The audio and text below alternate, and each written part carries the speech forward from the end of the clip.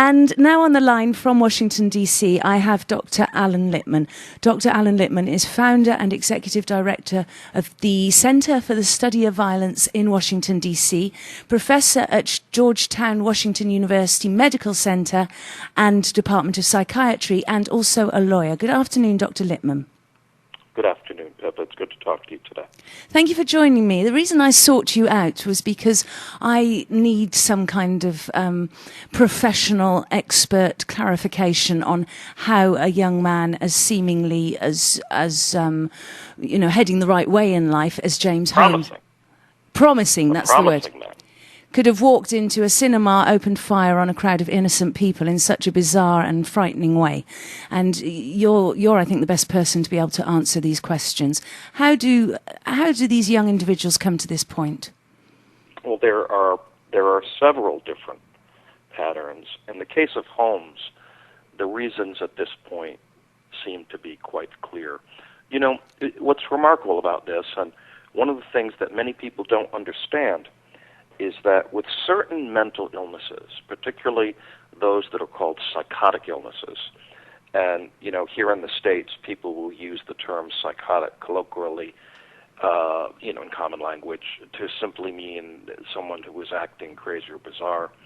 But it's a term of art, and what it means is that the person has lost contact with reality, that they have a very serious illness like schizophrenia, for example, where they have delusions, false beliefs, like they might believe a government agency is out to get them, or in the case of Holmes, that they are somehow involved with a special connection to the acts of the Batman movie as if they were occurring in real life, having hallucinations, hearing voices telling them what to do, and so forth.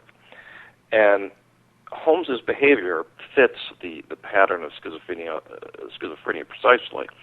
But what happens is that prior to the late teens, the person functions very well. In fact, intelligence is often above average. The only sign is what's called in the field poor premorbid social competence. What that means in plain language is that their behavior, their social behavior, is somewhat odd. But of course, at that age, many children's and adolescents' behavior is somewhat odd. So it's a little bit difficult to pluck out, at least for parents and teachers and so forth. But what happens in the early 20s is that starts to shift into a much more serious disorder, where the person begins to become reclusive, isolated, begins to have very strange ideas and obsessions, sometimes obsessions about violence, as we saw with Holmes, where he began to collect weapons and turn his apartment into an internecine nest of various kinds of explosive devices and so on. It fits the pattern of schizophrenia exactly, and so we were not surprised here at the center to find out, after talking about this, that he was in fact under treatment at the University of Colorado at Denver by an expert in schizophrenia. Now, what's of great concern is that in cases such as Holmes, and we saw the same thing, some of your listeners may be familiar with the horrific Virginia Tech shooting, a college in Blacksburg, Virginia, where a young man named Cho, also psychotic, was released from treatment while still psychotic and went on a shooting rampage at that university, killing many, similar in many respects to the Batman shooting, believing that imagined enemies are out to get them, wanting to go out and attack these enemies in a very violent fashion and so forth. And that the tragedy of such episodes, and many more like them that we have studied over the last 20 years, is that with proper identification, which is possible, and with proper treatment, which exists, we can prevent these episodes from happening. We won't get every one, because there'll always be that lone wolf who is so isolated that no one sees them. But we can get most of them. It takes awareness. And, you know, schizophrenia isn't just in the United States.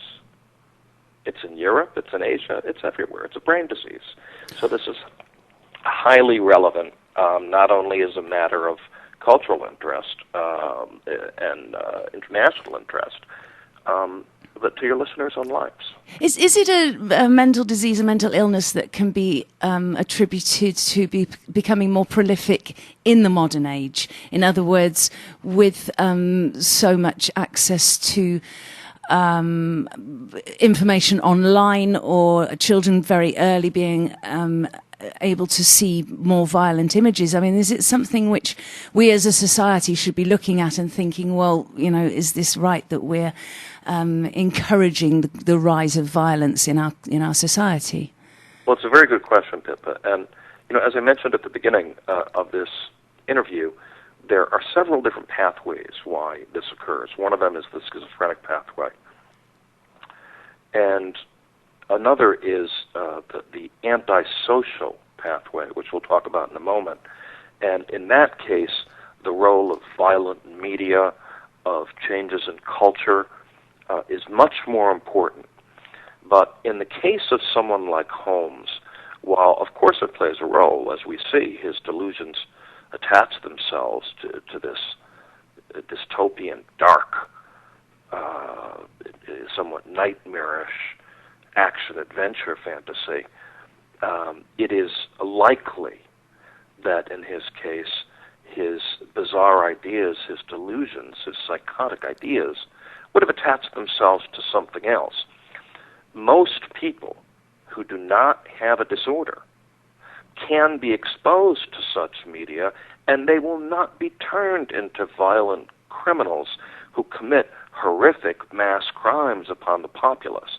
It is those individuals who are made vulnerable by the presence of a pre-existing mental disorder, and there's a basketful of those disorders that we can talk about this afternoon, which your listeners can learn to recognize. This is something that not only doctors like myself, but parents, teachers, friends, administrators, communities, politicians, lawyers, legislators can come to understand and identify and learn how to act upon, and this is what is missing, certainly in our culture and in many other cultures. And I'm very, very glad to hear you say that, because initially you did say, a lot of people who grow up and they perhaps in their early 20s will show psychotic tendencies, and they might have had erratic behavior patterns as a child, as an adolescent, but nothing too much to be concerned about, because in your words, a lot of children sort of act a little bit strangely sometimes. So what's the defining trait that these people would display? Well, now what we'll do is let's get into this and bring your listeners into it a bit more deeply. Okay. So here in the United States, as probably all of your listeners know now, within the last 2 weeks, we've had two crimes. We've had the Denver shootings during the midnight Batman showing about 2 weeks ago. And just a couple of days ago, we had these shootings at a mosque, a Sikh mosque, temple, right outside of Milwaukee in Wisconsin, which is, as most of your listeners probably know, a Midwestern state. This was in a small suburb called Oak Creek. And the people who committed these crimes very clearly illustrate the two types of individuals who most often tend to commit these mass shootings. An organization that I worked with, the White House Campaign Against Youth Violence, did a study with the United States Secret Service looking at 20 years of these crimes, many of them going all the way back through Columbine, the shootings at Columbine High School. There have been many others that have occurred, and you can really see that they tend to group into two different kinds. One is the one that we talked about with Holmes, where you have someone who seems to be fine, but then they become quite clearly psychotic, and the signs are quite clear. They withdraw. They become preoccupied with very strange and delusional ideas. They might believe that they have strange powers. That is, they might have delusions of grandiosity. They might have paranoid delusions or delusions of persecution. That is, false and bizarre ideas that some government agency is out to get them, or some secret force through the television or through the computer is out to get them. In other words, not just being suspicious, but bizarre, impossible ideas that define psychosis, the loss of contact with reality. And then the person acts on those ideas. If you thought somebody was following you, well, you'd try to do something about it. And when people are psychotic and they think that some phantom-like force that to them is very real is coming out of the television or the walls or their own minds, they try to do something about it too, and it can lead someone like Holmes to stand in a movie theater and begin firing. Now, in the case of the Sikh mosque shooting, the person who committed these acts, Wade Page, he is more not of a psychotic, but a psychopath. And another term for that will make this clear for people is what's called, these are interchangeable terms basically, antisocial personality disorder. And that doesn't mean that they're shy, that they're antisocial. It means that they are against society, antisocial. So these are people who are enraged at society. They feel alienated. They feel separated. They feel a constant sense of rage and anger against society. They also tend to be very rootless. They can't hold a job for very long. They can't hold relationships for very long. They don't have a sense of conscience, so they don't have any empathy with people. They can't understand what people's feelings are. And there's almost a kind of joy in violence. It's as if they get a kind of stimulation from the act of violence. So unlike someone who is psychotic and lost in a kind of bizarre fantasy daydream that they believe is reality, these are people who are not psychotic, but they are driven to be enraged, violent, impulsive, and trying to tear down the structures of society. Would I be right in assuming that Anders Breivik, the Norwegian murderer, would be in that latter category? Well, Breivik is a very interesting case in that, as we know, he was eventually found by those who evaluated him to be sane. Now, Pippa, I imagine that was a very close call, having looked rather closely at that evidence, as he believed that he was part of a massive international society, the Knights Templar, fighting a kind of Christian, rightist Christian mission, that in fact he seemed to be, with the exception of a few contacts on the internet, the only member of. This tends to lean more towards a grandiose psychotic fantasy than someone who simply wants to go out and commit violence for the fun of it.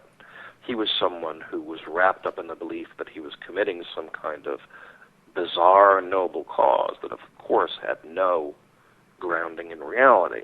Now, he was found to be sane, or at least competent, and perhaps using, I have not seen the standards that they use to look at that, but my own evaluation of the case, with the caveat that I do not have access to those files, nor did I interview him and so forth, is more in line with someone who is psychotic and has very bizarre and unusual beliefs that drove him to those acts. Now, the reason why it also looks a little bit like the psychopath is that, like Page, who committed this violence at the Sikh temple, he was a white supremacist. He was a neo-Nazi. He was a racist. He was an anti-Semite. And he was a member of white power groups, this very small, virulent sect which exists in the United States, small and intense, which wants to basically commit genocide against all of those who are non-whites. This began with a group called the Order and still continues to be expressed on such websites as Stormfront. And Page, after his completion of work in the Army, and in fact, even during his work in the Army, where he referred to blacks and Indians and Native Americans and Latins as dirt people. He was described by another soldier as he hated them all and was covered with tattoos that referred to white power. This was someone who was not psychotic, but who felt that he was on a violent mission to remove all of those that he saw as his antagonists from the earth. Now, the people who knew him, neighbors and so forth,